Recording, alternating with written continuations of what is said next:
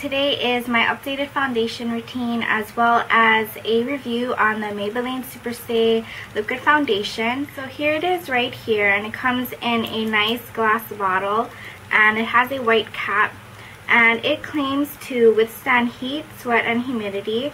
There's no transfer. That means it doesn't transfer onto your clothes. It's flexible, breathable, all-day comfort, oil-free, it doesn't clog your pores, and is suitable for all skin types. So first of all, the color I got is Honey Beige, and I'm in NC42. And this is a very, very good color match. It's hard for me to find a good color match that has yellow undertones and is not too pink. The only thing that I don't really like about it is, of course, it doesn't have a pump. So that's always a downfall. It does get messy, as you can see. Mine is. Also, I noticed is the consistency is very thick. It's very thick when I pour it out, and there's usually like a little bubble at the top that I have to break just because it's so dense. But the thing about it being thick, here's a little of it that I have left over. You can see that it's not moving, and it's really a really thick consistency. You can see, but I like that it's very sticky, so it really sticks on my face and it doesn't feel like I need to blend it really fast, because with other liquid foundations I find that it dries too quickly and you really have to work at it before it dries. This one, it gives you a fair amount of time to blend it out, and that's what I really like. I don't really have to rush, and I don't like that feeling when it dries too fast and it feels like it's gonna get patchy.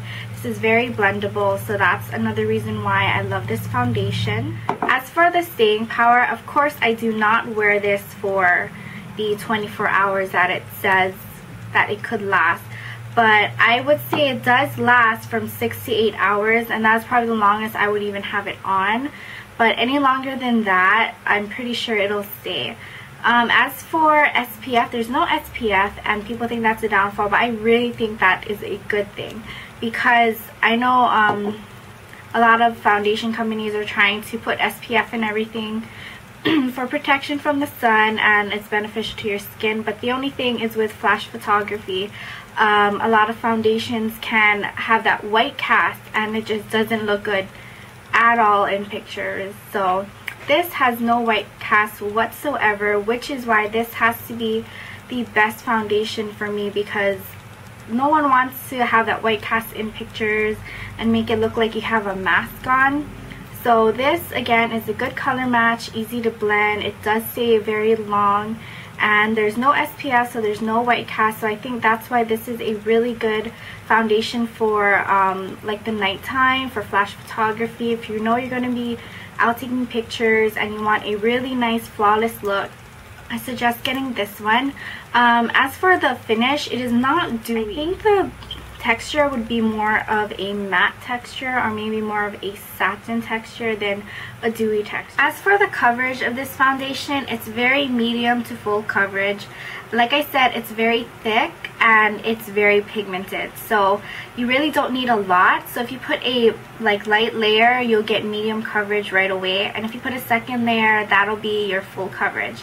But if you don't want like too much of a heavy coverage, I just suggest adding it to a moisturizer and just sharing out the coverage, and that'll be just fine. And also, I do have dry skin, so I'm really glad that this doesn't leave my skin patchy looking. So that is just a miracle to me, because I have that problem with foundation. So that is the review. I hope you guys enjoyed it, and if you guys have any further questions, you can inbox me or leave me a question down below. And yeah, so let's get on to the demonstration.